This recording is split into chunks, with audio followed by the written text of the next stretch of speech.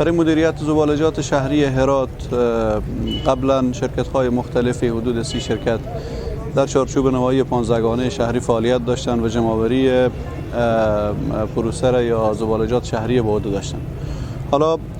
دولت تصمیم بر این گرفته که کل مسئولیت جمع‌آوری، انتقال، تفکیک و پروسس زبالجات شهری بسپاره به یک شرکت تا اینکه هم به صورت درست و هم به صورت معیاری از او جمع‌آوری بشه و به کنار از او پروسه تفکیک و بازیافت و همچنین پروسس زبالجات شهری هم ادامه پیدا بکنه. از اول جدی قرار به این هست که پروسه کامل مدیریت زبالجات شهری تکمیل بشه و عملا در فاز اول از او که فقط جمع‌آوری زباله ها از خانه های رهایشی یا مسکونی هست امروز به تاریخ اول جدی آغاز میشه تا 6 ماه آینده کل پروسه به صورت معیاری هم به لحاظ ماشینری و هم به لحاظ تفکیک و پروسس تکمیل میشه انشالله و عملا آغاز میشه. امروز اولین روز کاری پروژه هست و اولین روز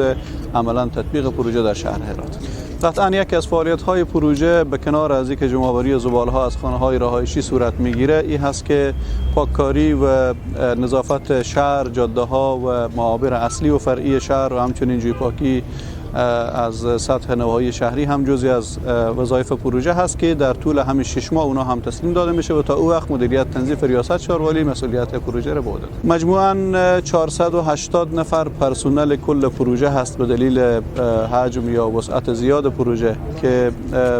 در او تقریباً 300 نفر مربوط میشن به کارگران خدماتی که مربوط به جمع‌آوری و پاککاری و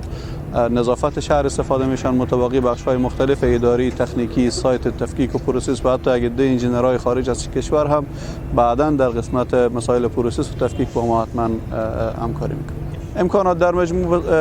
تا 6 ماه آینده که قرارداد پروژه با ریاست شهروالی هست، بحث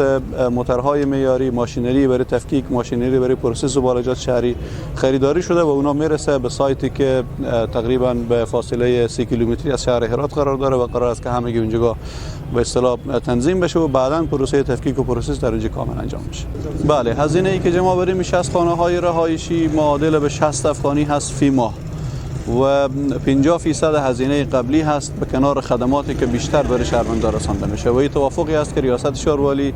به عنوان کارفرما به شرکت مجری توافق کرده و به اساس قرارداد به همون اساس پیش میره.